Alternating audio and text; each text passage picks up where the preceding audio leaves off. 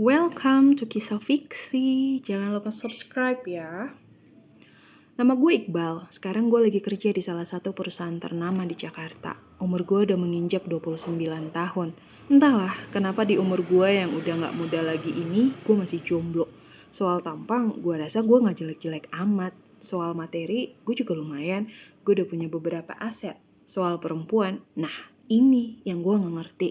Kata mereka, gue pemilih juga playboy yang sering datang dan membuat mereka baper, setelah itu pergi tanpa pamit. Padahal ya gue gak ada maksud untuk seperti itu. Gue cuma mau berteman aja. Mereka aja mungkin yang berharap lebih dari pertemanan itu. Harusnya gue gak salah dong. Hey Ca, mau kemana? Mau pulang lah, bye. Dia adalah Eca, tepatnya Maria Teresa. Dia adalah teman kuliah gue. Gue udah kenal lama sama dia. Dia orangnya gak neko-neko, cantik, dan smart. Mau cerita apa aja sama dia, pasti nyambung. Saking sempurnanya Eca di mata gue sampai merasa gak pede dekati dia. Tapi hal terbesar yang buat gue gak dekati dia adalah perbedaan keyakinan. Gue tahu Eca agamanya kuat banget. Gue juga udah nyaman dengan apa yang gue jalani sekarang. Daripada nantinya hanya buat sakit hati, mending gue hindari. Minggu ini, kantor mengadakan kegiatan family gathering. Hal ini jelas disambut baik sama seluruh karyawan. Kalau gue sih biasa aja, tapi demi berbaur dengan mereka, gue juga ikut. Status gue di kantor emang udah ada jabatan, tapi gue gak mau ada gap. Sabtu pagi, kami berangkat subuh dari Jakarta menuju Bandung, tepatnya di Lembang. Gue duduk berbaur dengan mereka di dalam bus. Hampir semua karyawan yang ikut kegiatan hari ini ramai sekali. Sampai di Lembang, semua mendapat pengarahan. Kita kumpul di halaman villa. Mata gue menangkap sosok bayangan cantik Eca. Semakin gue mau jaga jarak dengan dia, semakin gue mengaguminya. Gak tau kenapa, gue kok gak bisa lepas dari dia. Apapun yang dia lakukan, menurut gue sangat menarik. Sayangnya, perbedaan yang ada di antara kami membuat gue hanya bisa mengagumi tanpa berani untuk mencoba memiliki. Setelah istirahat sebentar, kami akan memulai acara pertama. Biasalah, acara seperti ini gak seru kalau gak ada permainan konyol yang mengocok perut. Bisa aja sih gue gak ikut dan duduk di sana menonton. Tapi balik lagi, gue gak mau ada gap di antara karyawan. Permainan pertama adalah mengambil karet gelang yang sudah disediakan panitia dengan menggunakan sumpit yang digigit. Jadi, 2 orang akan merebutkan 1 karet gelang. Siapa yang duluan mengambil karet gelang itu yang jadi pemenangnya. Awalnya gue gak masalah ketika gue ditunjuk tim gue yang pertama bertanding. Masalahnya muncul ketika gue tahu kalau Eca yang jadi lawan gue. Pas gue lihat Eca berdiri di depan gue, dia tersenyum. Sumpah itu manis banget. Lama gak lihat dia semanis itu. Gue yang lebay. Tiap hari juga gue lihat dia manis kok. Pertandingan akan segera dimulai, kami diharuskan untuk berdiri lebih dekat berhadap-hadapan. Begitu peluit ditutup, Eca semakin mendekat. Gue bisa cium aroma tubuhnya, wangi banget. Gue gak fokus lagi, gue hanya memandangi wajah Eca yang sempurna. Matanya Eca mampu menyihirku untuk tidak melakukan apa-apa. Hasilnya Eca menang dan dia bersorak kegirangan. Gue belum juga tersadar waktu itu. Gue masih menikmati cara Eca merayakan kemenangan dengan tertawa lepas. Itu cantik banget. Gak apa-apa deh gue kalah demi melihat ciptaan Tuhan yang keren itu. Bal, lu payah, ledek Eca dengan puas.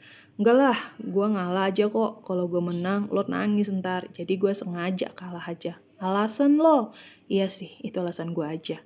Seharian bermain di pekarangan villa, mata gue gak lepas dari Eca. Dia seperti punya magnet yang menarik gue untuk mendekat. Pertahanan gue sepertinya akan runtuh. Ada keinginan untuk mendekatinya, tapi terlalu besar yang gue pertaruhkan nantinya kalau gue nekat mendekatinya. Saat malam tiba, gue kumpul dengan anak laki-laki yang asik main gitar di sekitaran api unggun. Kita bernyanyi dengan bebas di sana. Seru amat sih, gabung dong. Suara yang gak asing buat gue, ternyata Eca. Mari bu, duduk di sini aja.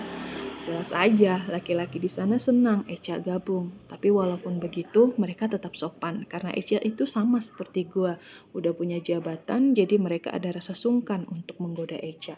Eca duduk di seberang gue bisa melihat wajahnya dengan jelas. Panasnya api unggun yang ada di depan gue gak ada artinya ketika gue lihat Eca nyaman ngobrol dengan laki lain. Iya, gue cemburu. Gue gak suka ini. Gue coba sadar diri kalau kenyataannya gue gak ada hubungan dengan Eca. Tapi tetap aja hati gue gak bisa terima.